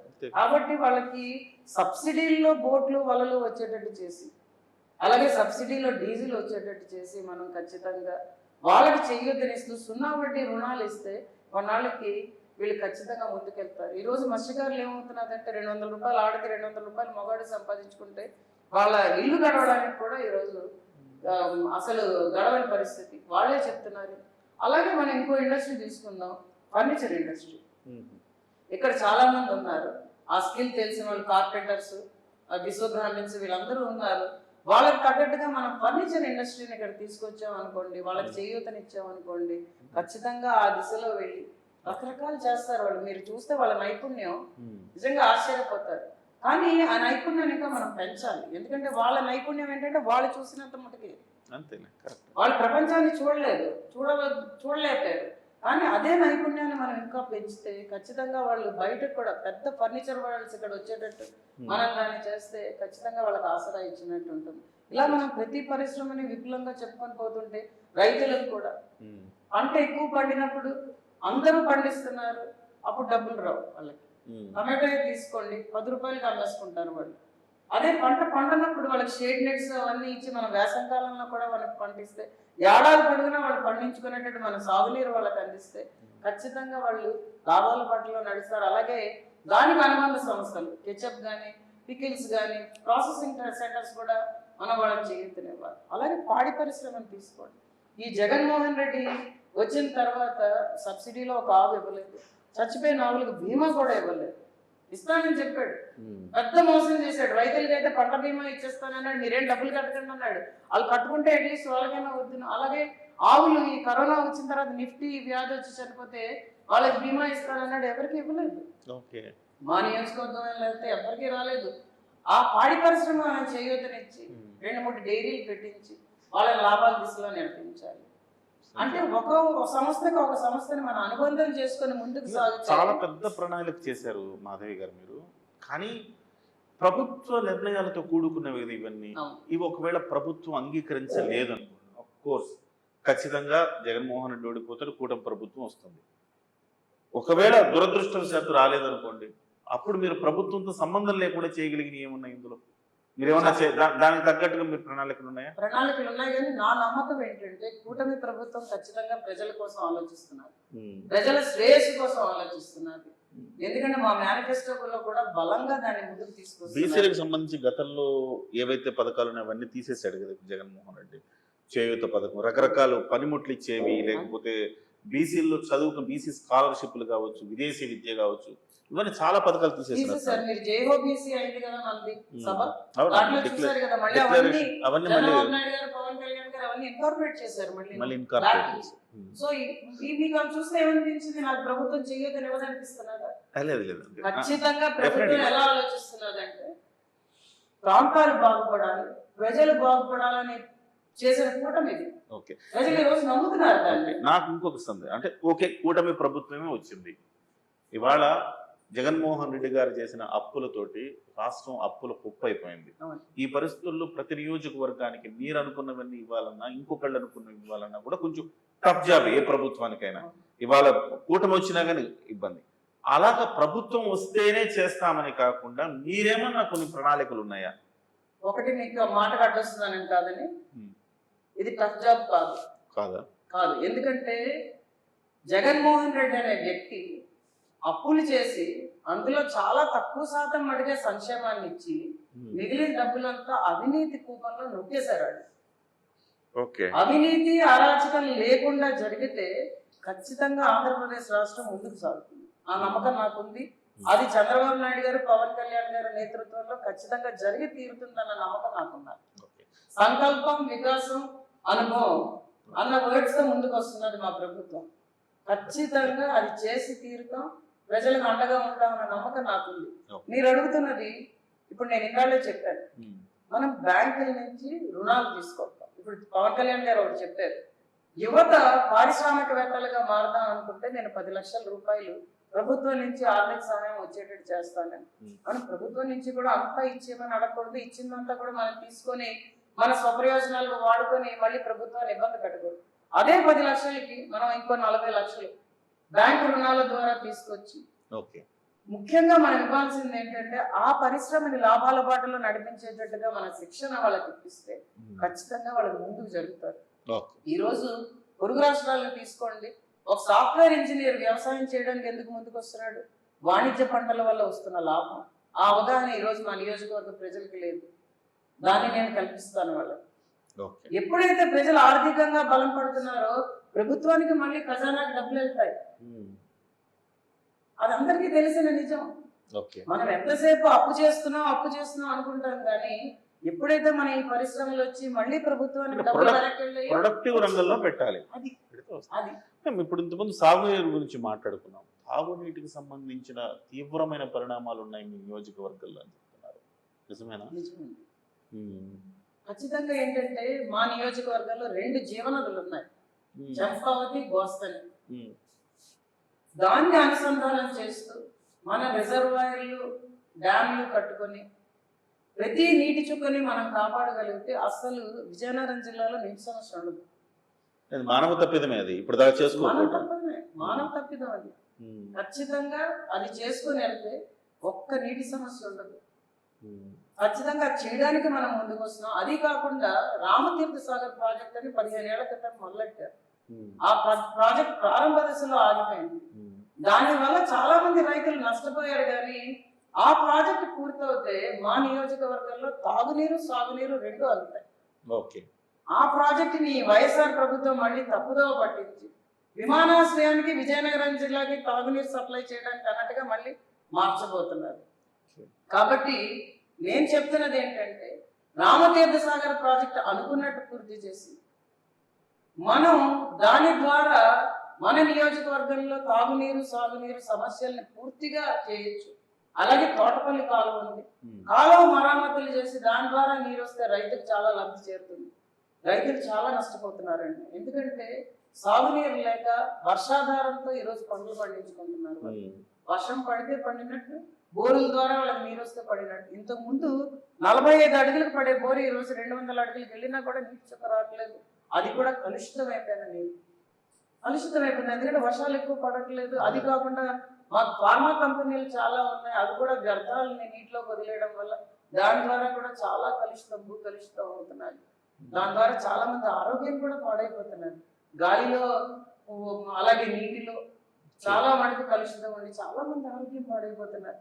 నేను మొన్న చౌడవాడ వెళ్ళినప్పుడు అక్కడ చెప్పారు, మేడం మీరు వచ్చిన తర్వాత ఒక్కసారి ఈ సమస్య మీద దృష్టి పెట్టండి అంటే ఏంటమ్మా అని అడిగితే 30-40 సంవత్సరాల వయసులో ఉన్న వాళ్ళకి, మధ్యలో ఉన్న వాళ్ళకి గర్భసంచి ఫెయిల్ అయిపోయి ఆపరేషన్ సంచి తీసేస్తున్నారండి. దానికి కారణం ఏంటో తెలియట్లేదు మేడం. ఖచ్చితంగా అది గాలిలో ఉన్న కాలుష్యం, నీటిలో ఉన్న కాలుష్యం వల్ల అవుతున్నది. మీరు ఖచ్చితంగా దీని మీద దృష్టి పెట్టండి అని చెప్పారు. ఇంకో ఊరు వెళ్ళాం, అక్కడ కిడ్నీ సమస్యతో ప్రజలందరూ బాధపడుతున్నారు.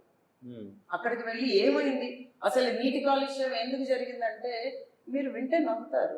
ఆ ఊర్లో వాడుతున్న పారిశుద్ధ్యం అంతా, నీరంతా, మురికి నీరంతా బోర్ ఎక్కడైతే ఆ ఊరికి సర్వీస్ చేస్తున్నారో వాటర్ ట్యాంక్ కి అక్కడ వచ్చి చేరుతున్నారు. దానివల్ల ఆ నీరంతా ఇంకి ఆ బోర్ వాటర్ పాడైపోయి వాళ్ళందరూ కూడా కిడ్నీ సమస్యలతో బాధపడుతున్నారు. సుమారు 18 మంది చచ్చిపోయారు అక్కడ. ఈ రోజు చాలా మంది పేషెంట్లు ఉన్నారు అక్కడ. చిన్నూరు. నేను అది ఇంకో ఉద్దానం అవ్వబోతున్నదని చెప్పి కంగారు పడి పవన్ కళ్యాణ్ గారు ఉద్దానం సమస్యను ఎలాగ బయటికి తీసుకొచ్చారో అలాగే ఇది కూడా మనం చూడాలని చెప్పి అక్కడ డాక్టర్లను తీసుకొచ్చి పర్యవేక్షించి అంతా చేస్తే అది సమస్య. ఫ్లోరైడ్ లెవెల్స్ అయితే ఎన్ని బోరుల్లో ఎక్కువైంది. ఇన్ని సమస్యలు అంటే 5 ఏళ్ళు పనిచేసాడు ఆయన అప్పలనాయుడు, మళ్ళీ ఇంకొక 5 ఏళ్ళు ఇంకొక ఆయన వచ్చాడు, మళ్ళీ ఇంకొక 5 ఏళ్ళు వచ్చాడు. అంటే మీరు ఇప్పుడు ఒక వ్యవస్థని మేనేజ్ చేసుకుంటూ రాజకీయాలకు రావాలని మీరు ఇంత స్టడీ చేసినప్పుడు ఆ వ్యక్తి రాజకీయాలే ఊపిరిగా గత 15 ఏళ్ళు ఉన్న వ్యక్తి, ఆ వ్యక్తికి సమస్యలు పట్టలేదా? నేను చిన్న ఎగ్జాంపుల్ చెప్తాను వినండి మీరు. ఈ రామతీర్థ సాగర్ ప్రాజెక్ట్ లో ఒక గ్రామం మునిగిపోతున్నారు, వాళ్ళకి పునరావాసం కల్పించాలి. ఏటీ అగ్రహారం. ఏటీ అగ్రహారం ప్రజలు ప్రభుత్వం మారగానే 2019లో ఆయన దగ్గరికి వెళ్తే ఏటీ అగ్రహారం ఎక్కడ ఉందని అడిగాడంట ఫస్ట్ ఆయన. రెండోది ప్రజలు తమ సమస్యను చెప్పి సార్ ఇది పునరావాసం కల్పించాలి, మాకు ఆల్రెడీ ఇస్తానని ఉన్నది, మీరు దాన్ని ఎట్లాగైనా మాకు ఆ ప్యాకేజ్ వచ్చేటట్టు చూడండి. రైతులుగా మేము చాలా భూమిని నష్టపోయాం, ఎందుకంటే అప్పటికే లక్షల భూములు తీసేసుకున్నారు, కనీసం ఇక్కడ ఇల్లు కూడా లేదు మాకు అని చెప్పి మీరు పునరావాసం కల్పిస్తే బాగుంటుంది అని చెప్పారంట. చెప్తే చూస్తాను అన్నాడంట. అలా గడుపుకొని వస్తున్నాడు, ప్రతిసారి వీళ్ళు కలుస్తున్నారు, గడుపుకొని వస్తున్నాడు. తర్వాత మళ్ళీ వాళ్ళు వెళ్ళి మీరు పునరావాసం కల్పించడానికి లేట్ అయితే మాకు నీటి సమస్య చాలా ఎక్కువగా ఉందండి అక్కడ, మీరు కొంచెం దాని గురించి చూడమంటే మునిగిపోయే ఊరికి నీటి సమస్య ఉంటే ఏమైంది అన్నాడు అంట. దారుణం. అంటే ప్రజలు బతకాలా? అది ఒక చిన్న మచ్చుతోనక నేను మీకు చెప్తున్నది. ఆయన చెప్పే సమాధానాలు ప్రజలు నాకు చెప్తుంటే వింటే, ఒక నాయకుడు అనేవాడు అతనికి వ్యాపారాలు లేవండి. అతను రాజకీయ నాయకుడు 500 కోట్లు 1000 కోట్లు సంపాదించాడు. ఈ రోజు ఎలా సంపాదించాడు? వ్యాపారాలు కూడా లేవు ఆయనకి. ఎలా సంపాదించాడు అంటారు? మీకు ఒక సంప్రదాయ రాజకీయ నాయకులకు ఇప్పుడు ఇదే ఆయన గురించి చెప్తున్నాం కదా మనం. ఒక సంప్రదాయ రాజకీయ నాయకుడికి ఇవాళ లోకం మాధవి గారికి వ్యత్యాసం అంటే ఏం చెప్తారు? నేను ఒక సేవ చేయడానికి వచ్చానండి. అధికారం కోసం రాలేదు, డబ్బులు దోసుకోవడానికి రాలేదు, వారసత్వ రాజకీయంలో రాలేదు. నేను పవన్ కళ్యాణ్ గారి ఆశయాలు భావజాలాలు నచ్చి ప్రజలకు సేవ చేద్దామని ఆయన స్ఫూర్తితో ముందుకొచ్చిన నాయకురాలు. పవన్ కళ్యాణ్ గారికి మిగిలిన రాజకీయ నాయకులకి ఎంత తేడా ఉందో నాకు మిగిలిన రాజకీయ నాయకులకు కూడా అంతే తేడా ఉంది. Perfect answer. అయితే మరి పిలిస్తే పలికే వాళ్ళు ఉండాలి, అలా ఉండాలి నాయకులు. మీకేమో ఇంత వ్యాపారాలు, 14 దేశాల వ్యాపారాలు. లోకం మాధవి గారు పిలిస్తే పలుకుతారా? ఖచ్చితంగా. ఈ రోజు నాకు వ్యాపారంతో సంబంధం లేదు. అంతేనా? నేను ఒక మధ్యతరగతి కుటుంబంలో పుట్టాను. 30 సంవత్సరాలు కష్టపడ్డాను నేను, నా భర్త. ఈ వ్యాపారాన్ని ఒక స్టేజ్కి తీసుకొచ్చాం. మా పిల్లల్ని ఒకటే అడిగాం, మీరు దాన్ని ముందుకు తీసుకెళ్తారా, లేకపోతే మేము అమ్మేసి మేము రాజకీయాల్లోకి వెళ్తున్నాం, పవన్ కళ్యాణ్ గారి వెనకాతలు నడుస్తున్నాం, ఈ రాజకీయాలకి ఈ వ్యాపారం అడ్డు రాకూడదు, ప్రజలు నన్ను తప్పుగా అర్థం చేసుకోకూడదు, ఆవిడ వ్యాపారం ఆవిడ ఆస్తులు కాపాడుకోవడానికి, ఆవిడ వ్యాపారాన్ని విస్తరించుకోవడానికి ఆవిడ రాజకీయాల్లోకి వచ్చిందని ప్రజలు అనుకోకూడదు, కాబట్టి మేము ఈ వ్యాపారాన్ని అమ్మేసి ముందుకెళ్ళిపోదామని చెప్తే మా అబ్బాయి ఒకటే అన్నాడు, మీరు 30 ఏళ్లలో దీన్ని ఒక వ్యాపారంగా చూడడం లేదు, ఒక కుటుంబంగా చూశారు. నేను ఆ కుటుంబంలో పెరిగిన వాడిని, ఖచ్చితంగా నేను ఆ ఫ్యామిలీతో నేను ముందుకెళ్తాను, మీరు మీ ఆశయాలు ఊపిరి పోసుకొని ముందుకెళ్ళండి అని చెప్పాడు మా అబ్బాయి మాకు. ఖచ్చితంగా ఆ బాటలోనే మేము వెళ్తున్నాం. ఈ రోజు నాకు వ్యాపారానికి సంబంధం లేదు. గత 2 ఏళ్లుగా నేను క్షేత్రస్థాయిలో తిరుగుతున్నాను, ప్రజలతో మమాయకం అవుతున్నాను, ప్రజల సమస్యల మీద పోరాటం చేస్తున్నాను. అంతేగాని ఎప్పుడు వ్యాపారం గురించి చూడలేదు, దాని విస్తరణ గురించి చూడలేదు. అలాగే ముందుకు వెళ్తాను. It's my promise to Pawan Kalyan garu and also మా నియోజకవర్గ ప్రజలకు నేను ఇస్తున్న వాగ్దానం అది. వాళ్ళతోనే ఉంటాను, వాళ్ళ ఆడబిడ్డగా ఉంటాను, వాళ్ళ కుటుంబాలతోనే ఉంటాను, వాళ్ళ ఆర్థిక సుస్థిరతకి నా సాయశక్తిలో నేను కృషి చేస్తాను. నేను వాళ్ళకి ఒకటే చెప్తున్నాను, నేను ఒక మధ్యతరగతి కుటుంబంలో పుట్టి ఈ రోజు ఈ స్థాయికి వచ్చానంటే నేను చేయూతనిస్తే ఇంకా చాలా మంది ఇలాగే ముందుకెళ్తారు, ఇంకా చాలా మందికి జీవనోపాధి కల్పిస్తారు. అది నా ఆశ. మాధవి గారు, మీరు రాజకీయాల్లో రాకముందు వరకు మీరు మధ్యతరగతిలో పుట్టారు, తర్వాత చదువుకున్నారు, విదేశాల్లో విద్యను అభ్యసించారు, మళ్ళీ ఏదో మీకున్న టాలెంట్ తోటి కంపెనీ పెట్టారు. ఇక్కడ వరకు ఒక సెక్టర్, సడన్గా రాజకీయాల్లోకి వెళ్ళిన తర్వాత ప్రజల జీవితాలను స్టడీ చేశారు కదా, అప్పటికి ఇప్పటికి మీ పర్సెప్షన్లో ఏమైనా మార్పు వచ్చిందా? మీరు చూసే విధానాల్లో సమాజాన్ని? అంటే నేను ఈ వెనుకబడిన ప్రాంతానికి వచ్చిందే ప్రజల జీవితంలో మార్పు తేడానికి. కాబట్టి ఈ రోజుకి నేను అలాగే ఆలోచిస్తున్నాను. ఈ రోజుకి కూడా నేను ఆలోచిస్తున్నది ఏంటంటే, నేను ఇంతకుముందు ఏం ఆలోచించానంటే, మనం చదివిస్తే వాళ్ళు ప్రయోజకులు అయిపోతారని ఆలోచించాను. ఆ పర్సెప్షన్ మారింది. ఇప్పుడు మనం వృత్తి విద్యల్ని కూడా మనం ముందుకు తీసుకెళ్ళాలి, వాళ్ళకి చేయూతనివ్వాలి, అలాగే వాళ్ళకి అవగాహన కల్పించి వాళ్ళని జాగ్రత్తగా లాభాల బాటలోకి తీసుకెళ్తే ఖచ్చితంగా చాలా మందికి వాళ్ళు ఉపాధి కల్పిస్తారు. నేను మా నియోజకవర్గం గొప్పతనం గురించి ఒకటి చెప్తాను. ఈ నియోజకవర్గంలో ప్రజలు ఎంత మంచివాళ్ళు అంటే, ప్రజలు మంచివాళ్ళు, నాయకులు కాదు, ప్రజలు ఖచ్చితంగా మంచివాళ్ళు. ఎందుకంటే వాళ్ళ ఊళ్ళో ఒక గుడి కట్టించుకోవాలంటే తన సొంత భూమి ఇచ్చేసేలాంటి ప్రజలు ఉన్నారు. ఇక్కడ కట్టుకోండి రా అనేవాడు. ఒక సారిపల్లి అనే గ్రామంలోని అక్కడికి వచ్చి సచివాలయం కట్టాలని పేద ప్రజలు భూమిని లాక్కుంటుంటే, పేద ప్రజలు ఎప్పటి నుంచో వాడు పాకలు వేసుకొని ఉంటున్నారు, వాళ్ళందరూ మధ్యలో ఉంటుంటే ఆ ఊరి ప్రజలు ముందుకు వచ్చి, బాబు వాళ్ళకి అది వదిలేయండి, ఎందుకంటే వాళ్ళు ఎక్కడో దూరంగా వెళ్ళి మళ్ళీ ఆవులను అవి కట్టుకోలేరు, మా సొంత భూమి ఇస్తాం, అక్కడ సచివాలయం కట్టండి అని ముందుకు వచ్చిన ప్రజలు వీళ్ళు. కానీ నాయకులు వినలేదన్నమాట. వాళ్ళని అక్కడ బలవంతంగా అక్కడి నుంచి తప్పించేసి అక్కడే సచివాలయ స్థానం కూడా కట్టలేదు. ఇంకా అలాంటి నాయకులు ఉన్నారు. అంతేగాని ప్రజలు చాలా మంచి వాళ్ళు ఇక్కడ. అలాంటి ప్రజల కోసం నేను తాపత్రయపడుతున్నానని నేను ఎప్పుడు చాలా ఆనందపడతాను. వాళ్ళకి చేయూతనిస్తున్నానని నేను చాలా ఆనందపడతాను.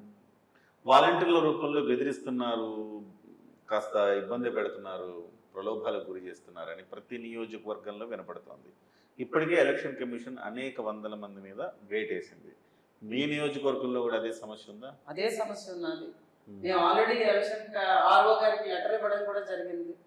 ఎందుకంటే ముక్కాం అనే గ్రామంలో వాలంటీర్లను పెట్టి వాళ్ళు ప్రచారం చేస్తున్నారని వెంటనే మాకు ఇన్ఫర్మేషన్ వచ్చింది. మా జన సైనికులు చెప్పారు, వెంటనే కంప్లైంట్ ఇచ్చాం. అలాగే చెరువు పనులు చేస్తున్న మేటిలు కూడా వాడి చేస్తున్నారు ఈరోజు.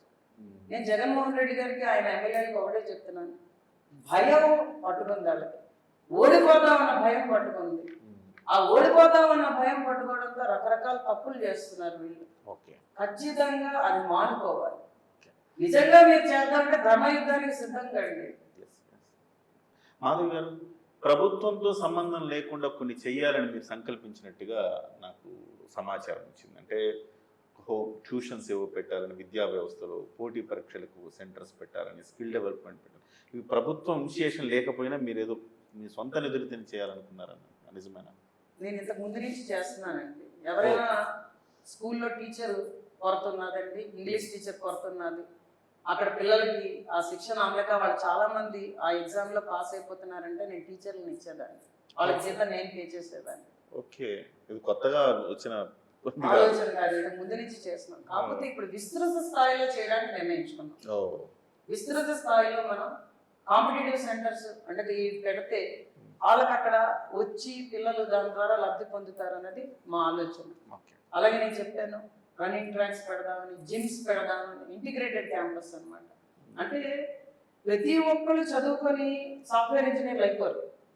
ఎవరి ప్రారంభకు తగ్గట్టుగా వాళ్ళు ముందుకు వెళ్ళడానికి ప్రయత్నిస్తారు, వాళ్ళకి చేయూతనివ్వాలి. మనం ఇస్తే ఖచ్చితంగా వాళ్ళు ఆ బాటలో ముందుకెళ్ళి మన పేరు చెప్పుకుంటారు. ఎందుకంటే మనం చేయూతనిచ్చాము. ఇప్పుడు మీరే చెప్పారు, ఒక మత్స్యకారుడు అతను చదువుకోగలడు, నేనే వదిలేస్తుంటే ఏమవుతున్నాను, ఈ రోజు ఆ గ్రామంలో అతనే ఫస్ట్ ఉద్యోగట. అవును, అతను చూసి ఇంకొక 10 మంది ఉద్యోగులు అవుతారు, 10 మంది చదువు. అది మనకు కావాల్సింది. ఆ మార్పుని నేను కోరుకుంటున్నాను. ఎందుకంటే వాళ్ళు ఏమనుకుంటారంటే మా బతుకులు ఇంతేనమ్మా, మార్పు ఉండదు, మేము ఇలాగే బతికేయాలి అనుకుంటారు. ఎప్పుడైతే మనం ఒకరిద్దరిని ఎగ్జాంపుల్ గా చూపించి, చూసారా మీ దాంట్లో కూడా పెద్దవాళ్ళు అవుతారు, చక్కగా చదువుకుంటారు అంటే ఖచ్చితంగా ముందుకెళ్తారు. కాబట్టి మనం ఆ చేయూతని ఇవ్వగలిగితే స్లోగా మారుతుంది. మీరు అన్నట్టుగా ఇదేమి మ్యాజిక్ కాదు, మిరకల్ కాదు. ఖచ్చితంగా మనం ఆ చేయూతని ఇస్తూ వెళ్తూ ఉంటే ఒక జనరేషన్కి ఇదంతా మారుతుంది. పవన్ కళ్యాణ్ గారు ఏం చెప్పారు, నేను మీకు ఇవ్వాలనుకున్నది 25 ఏళ్ల బంగారు భవిష్యత్తు అని చెప్పారు ఆయన. ఫస్ట్ అడగాల్సిన ప్రశ్న లాస్ట్ అడుగుతున్నాను నేను. మీరు రాజకీయాలకు రావాలని ఎంచుకున్నప్పుడు పవన్ కళ్యాణ్ పార్టీ జనసేనని ఎంచుకోవటానికి రీజన్ ఏంటి? మీకు ఆ సమాధానం తెలుసంటే నేను అనుకుంటున్నాను. నేను ఎప్పుడు రాజకీయాల వైపు చూడలేదు. రాజకీయాలంటే కుళ్ళు, కుతంత్రం, ఫైనాన్షియల్ ట్రాన్సాక్షన్స్, అధికారం అని నేను ఎప్పుడు వాటి వైపు చూడలేదు. కానీ ఎప్పుడైతే ఆయన పార్టీ పెట్టారో మాలో ఒక రకమైన ఆనందం వచ్చింది. ఎందుకంటే ఆయన ప్రజల సమస్యల మీద పోరాడాలనుకున్న వ్యక్తి. తనని 2019లో ఘోరంగా ఓడించడానికి శక్తులన్నీ కలిపి ప్రయత్నించినా కూడా జడవని మనిషి ఆయన. వెంటనే వచ్చి భవన నిర్మాణ కార్మికుల కోసం విశాఖపట్నంలో లాంగ్ మార్చ్ చేశారు ఆయన. ఎవరు మిగిలిన పార్టీలని ఏంటిది 151 మందిని గెలిపించేశారు, ఏం జరుగుతున్నది అని అందరూ ఆలోచిస్తున్న సమయంలో ఆయన అది చేసి భవన నిర్మాణ కార్మికులకు చేయూతనిచ్చారు ఆయన. అలా ఆయన చేస్తున్న పోరాటాలు చాలా. కౌలు రైతుల కోసం చెల్లించి 30 కోట్ల సొంత నిధిని తీసి ఇచ్చిన వ్యక్తి ఆయన. వాళ్ళ కోసం మళ్ళీ సినిమాలు ఒప్పుకొని సినిమాలు చేశారు ఆయన, డబ్బులు కావాలని చెప్పి. అలాంటి వ్యక్తితో ఉండాలని కోరుకుంటారు ఎవరైనా? ఏదో అధికారం అనుకున్నాను అనుకోండి. చెప్తే నాకు 2019లో నేను జనసేన పార్టీతో ఉన్నప్పుడే ఈ వైఎస్ఆర్ పార్టీ నుంచి నాకు ఎంపీగా పోటీ చేయమని వచ్చింది, నేను తిరస్కరించాను. అంటే మీరు పవన్ కళ్యాణ్ స్ఫూర్తితో రాజకీయాలు అయితే వచ్చేవాళ్ళు కాదు, పవన్ కళ్యాణ్ రాకపోతే వచ్చేవాళ్ళు కాదు. ఓకే, చెప్తున్నాను, నా ఆఖరి ఊపిరి దాకా కూడా ఆయనతోనే ఉంటాను. అందులో ఎంత మార్పు కూడా ఉండదు. నేను అదే ప్రశ్న అడుగుదాం అనుకుంటున్నాను మిమ్మల్ని. రాజోలు ఎమ్మెల్యేగా గెలిచిన రాపాక వరప్రసాద్ గెలిచాక పార్టీ మారాడు. ప్రలోభాలు, రకరకాల ప్రలోభాలు ఉంటాయి. బహుశా కొంతమంది డబ్బుతో ప్రలోభాలు పెట్టచ్చు, కానీ మీలాంటి వాళ్ళని మొన్ననే ఒక 5 ఏళ్ల పాటు మిమ్మల్ని ఇబ్బంది పెట్టారు, మీ సర్వేలు చేశారు, గందరగోళం చేశారు. ఇలా మిమ్మల్ని భయపెట్టచ్చు, ప్రలోభాలకు గురి చేయొచ్చు. రేపు పొద్దున గెలిచాక లోకం మాధవి గారు జనసేనతోనే ఉంటారా 2029కి దాకా? నేను మా కార్యకర్తల ముందర ఒక సభలో మాట్లాడాను. నేను రాపాక వరప్రసాద్ లాగా గెలిచిన తర్వాత పార్టీ మారితే మీరు నన్ను చంపేయండి అన్నాను. అర్థమైందా మీకు? మామూలుగా చెప్పలేదు మీరు, కానీ నేను మీకోసం ఒక స్టేట్మెంట్ చాలా మీకు చాలు. అయినా కానీ నాకు పవన్ కళ్యాణ్ గారి దేవుడు అండి మాకు. మీకోసం భగవద్గీత తెచ్చారు. ఆ దేవుడు మీద ప్రమాణం చేసి చెప్పినా చెప్పమంటాను నేను. అర్థమైందా? పవన్ కళ్యాణ్ గారు మాకు దేవుడు అంతే. ఖచ్చితంగా ఆయన వదిలే ప్రసక్తి లేదు. ఆయన ప్రజల కోసం సేవ చేస్తున్న సేపు నేను ఆయన వెనకాలలో ఉన్నాను, గెలిచినా ఓడినా ఆయనతోనే ఉంటాను. నేను ఇది తెచ్చాను, దీని మీద ప్రమాణం చేసి చెప్తారా మేడం అందాం అనుకున్నా. చేస్తాను, నేను చెప్తున్నాను. నాకు వ్యక్తిగత ప్రయోజనాలు లేవు. అధికార దాహం కోసం నేను రాజకీయాల్లోకి రాలేదు, డబ్బుల కోసం నేను రాజకీయాల్లోకి రాలేదు. నేను ఏసీ రూముల్లో కూర్చుంటే 100 కోట్లు సంపాదించగలను. నాకు ఆ విషయంలో కూడా లేదు. ప్రజలకు సేవ చేసుకుందాం, ప్రజల సమస్యల మీద మనం పోరాటం చేస్తేనే వాళ్ళకి న్యాయం జరుగుతుంది. పేద బడుగు బలహీన వర్గాల ప్రజలని మనం ఆదుకుంటేనే వాళ్ళ జీవితాల్లో మార్పు వస్తుంది, వాళ్ళ జీవన విధానం మారాలి అని నమ్మిన వ్యక్తిని. అందుకనే ఆయనతో పాటు నడుస్తున్నాను, నిరంతరం ఆయనతోనే నడుస్తాను నా ఆఖరి ఊపిరి దాకా. ఇందులో ఎటువంటి తప్పిదం జరగదు, లేకపోతే రాజకీయ సన్యాసం చేసి ఇంట్లో కూర్చుంటాను. Great word. అంటే నేను ఒకటే, మీరు అసలు నేను ఇంకా వద్దనుకొని కింద పెడుతున్నా, మీరే మళ్ళీ తీసుకుని ప్రమాణం చేశారు. కానీ ఒకే ఒక వర్డ్, ఆయన్ని వదిలితే మీరే నన్ను చంపండి అన్నారు. That's great word, spell bound. అంత దానికి మించిన ఇంకా స్టేట్మెంట్ అయితే లేదు నాకు తెలిసి. అఫ్ కోర్స్ అసలు ఆయన ఎవరైనా మోసం చేయగలరండి?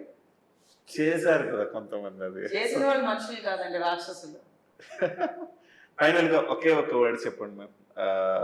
ఇది వింటున్న నెల్లిమర్ల ప్రజలకు కావచ్చు, రాష్ట్ర ప్రజలకు కావచ్చు, మీరు ఏం చెప్పదలుచుకున్నారు సందేశం మీ నుంచి? నేను నెల్లిమర్ల ప్రజల గురించి వాళ్ళ నాయకురాలిగా వద్దాం అనుకున్నాను కాబట్టి వాళ్ళకి చెప్తాను సందేశం.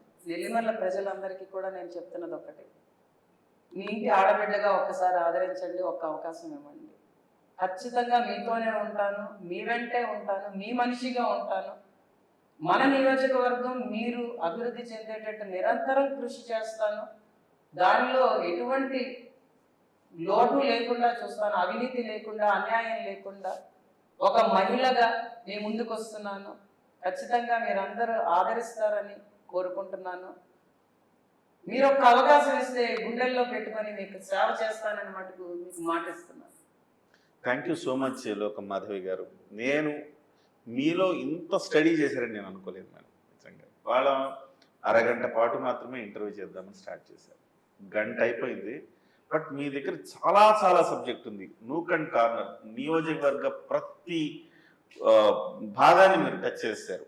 సమస్యలు తెలుసుకున్నారు, సొల్యూషన్స్ కూడా తెలుసుకున్నారు. బహుశా చదువుకున్న వాళ్ళు రాజకీయాల్లోకి వస్తే ఎలా ఉంటుందన్నది లోకం మాధవి గారి స్టడీని బట్టి మనకు తెలుస్తుంది. అందుకే దందాలు చేసే వాళ్ళను, రాజకీయాల మీద సంపాదించాలనుకున్న వాళ్ళను, ఇలాంటి వాళ్ళని కాదు ఎన్నుకోవాల్సింది, చదువుకున్న వాళ్ళను, అభివృద్ధి కారకమైన ఆలోచనలు ఉన్న వాళ్ళను, ముఖ్యంగా సేవే మార్గం, ఈ రాజకీయాల ద్వారా నేనేదైనా చేయగలను ఒక ఆలోచన ఉన్న లోకం మాధవి గారు లాంటి వాళ్ళని ఎన్నుకుంటే రాష్ట్రం బాగుపడుతుంది, సమాజం బాగుపడుతుంది. ధన్యవాదాలండి. Thank you so much.